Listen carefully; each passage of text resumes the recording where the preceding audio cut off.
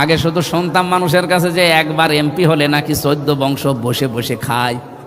আগে ভাবতাম যে আল্লাহ কি করে খায়, এখন দেখছি যে তা 14 বংশ না 28 বংশ বসে খাবে, কিছু করা লাগবে না। কিন্তু ওই রকম হওয়া লাগবে। জামাত ইসলামী বাংলাদেশ থেকে যেহেতু আমিরে জামাত আমাদেরকে জানিয়ে দিয়েছে, জামাত ইসলামী থেকে কেউ এমপি মন্ত্রী যদি হয় 5 বছরে তার একটা টাকা বাড়বে না। যা আছে হলফনামায় দেওয়া ছিল আরো কমে যাবে। আমি 5 বছর পরে যদি আমার যা হলফনামায় দেওয়া আছে ওখান থেকে একটা টাকা বাড়ে, ছাড়বে আমারে? আর উনি না ছাড়ুক, আমার নিজেরও তো বিবেক আছে। কার জন্য করি আমি রেখে যাব? হয়তো যদি এখনই মরে যায় 5 বছর পরে, ওই সম্পদ হাজার হাজার কোটি টাকার, ওটা আমার বউ আর আমার মেয়ে, আমার বাবা মা, ওরা খরচ করবে। আর আমার যেহেতু চাইলে নেই, এই যদি যা করবো কামাই সব আমার জামাইরা খাবে। ওই লোকের চাইলের জন্য আমি এই 2 নাম্বার এই রাস্তায় কোন কারণে যাব? আর একটা বিষয় আছে, এদের জন্য কামাই করে আমি রেখে গেলাম, যেহেতু বৈধভাবে পারবো না, কারণ আমার মাত্র 55,000 টাকা বেতন। অবশ্যই আমার অবৈধভাবে যাওয়া লাগবে। এই যে 25টা মন্ত্রী, 24টা প্রতিমন্ত্রী, সব মন্ত্রণালয়ে দৌড়াদৌড়ি করে বাজেট নিয়ে এসে অদাওদি কাজ করে অদাওদি যদি খেয়ে ফেলি, বলেন 5 বছরে কয়েক হাজার কোটি টাকার মালিক কোনো ব্যাপার না। করে গেলাম, করে কি লাভ হলো? অবৈধভাবে ইনকাম করে একদিকে আমার পাপের বোঝা পাহাড় পরিমাণ হয়েছে, আর একদিকে আমি মরে যাওয়ার পরে এই সম্পদগুলো আমার জামাই, আমার মেয়ে, আমার বউ, আমার মা বাবা, এরা আরো অবৈধভাবে ব্যয় করবে। কথা বলেন না কেন? ওরা যে হেদায়েতের উপর থাকবে আমি মরে গেলে, গ্যারান্টি আমার দিল কে? ওরা যে আমার উপকার করবে মরণের পরে, আমার গ্যারান্টি দিল কে? লা তাদরুনা আইয়ুহুম আকরাবু লাকুম নাফা। তোমরা কেউ জানো না, তোমাদের মা বাবা, তোমাদের বাপ দাদা, এই মানুষগুলো তোমাদের সন্তানাদি কে তোমাদের উপকারী কেউ জানো না। মরে যাওয়ার পরে ওরা দেখা যাচ্ছে এমন একটা আয়োজন করেছে যে আয়োজনে গোনা হয়। এরকম আয়োজন নেই দেশে? এরকম হাজারো অবৈধ কাজ করবে, বিশাল ডিশ এন্টিনা নিয়ে সারাদিন নাটক সিনেমা দেখলো মনে করেন। একদিকে আমার অবৈধ কামাই করা টাকা, আর একদিকে অবৈধভাবে ব্যয় করতে থাকবে। এদিকেও গোনা, ওইদিকেও গোনা, মাঝখান থেকে এগুলোর ভোগ করা লাগবে হামজাকে, আর ওরা থাকবে আরামে। এই পাগলামি আমি করব কোন কারণে? রিমান্ডে থাকাকালীন যখন আয়না ঘরে ছিলাম, ওই সময় একজন অফিসার আমারে পাহারা দিত, হিন্দু, সঞ্জয়। ও আমারে বলতো, আপনাকে আমি এমনিতেই ওয়াজে চিনি, আমরা যদিও হিন্দু মানুষ কিন্তু ওয়াজ শুনি। আমি বাইরের দেশে ছিলাম 2 বছর, কিসে নিয়ে যায় জানো ওদের? মিশনে। একটা মুসলমান দেশে গিয়েছিলাম। ওনার তো আমি বলছি 2 মিনিটে, এই কারণে এখানে একটা শিক্ষা যে ওনারা কিভাবে বুঝেছিলেন আর আমরা আসলে মুসলমানেরা কিভাবে বুঝি।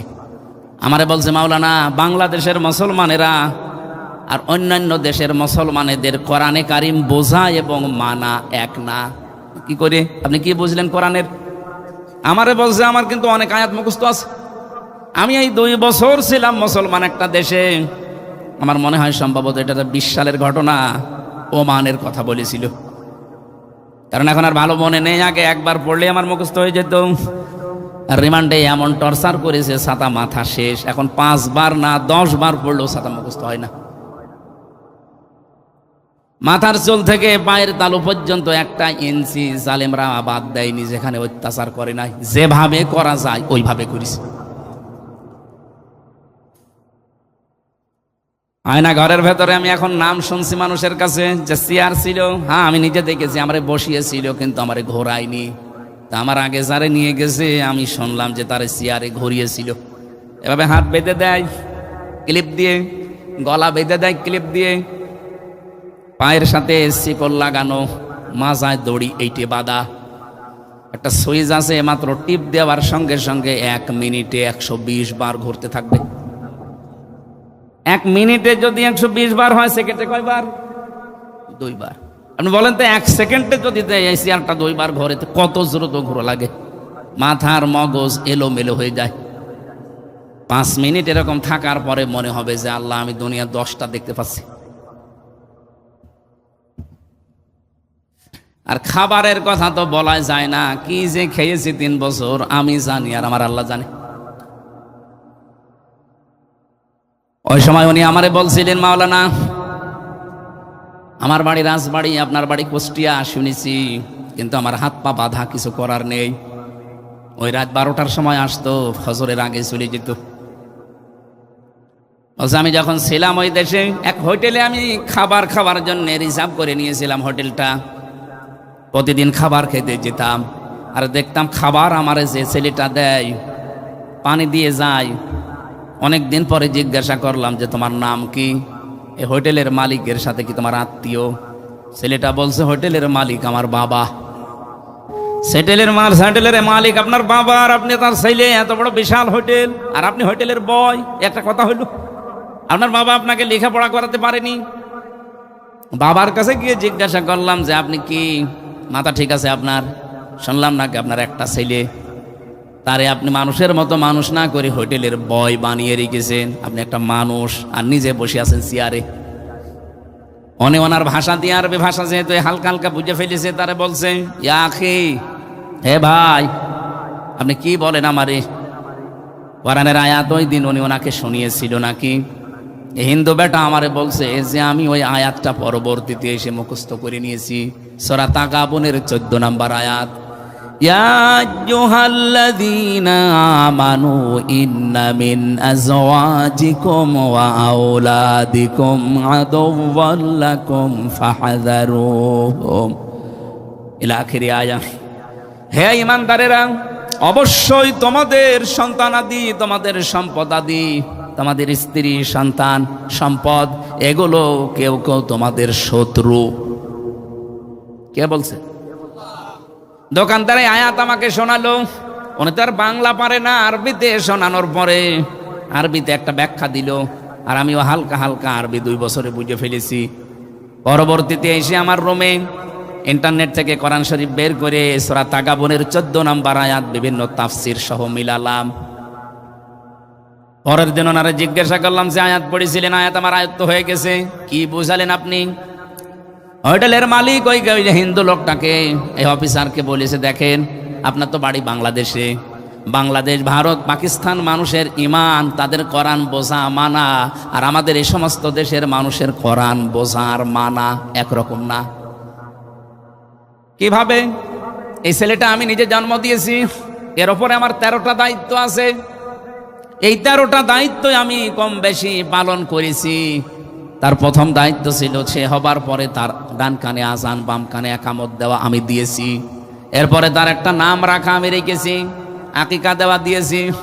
তাকে আমি দিন শিক্ষা দেওয়ার জন্য চেষ্টা করেছি, কিন্তু শয়তানি করে শেখে নাই।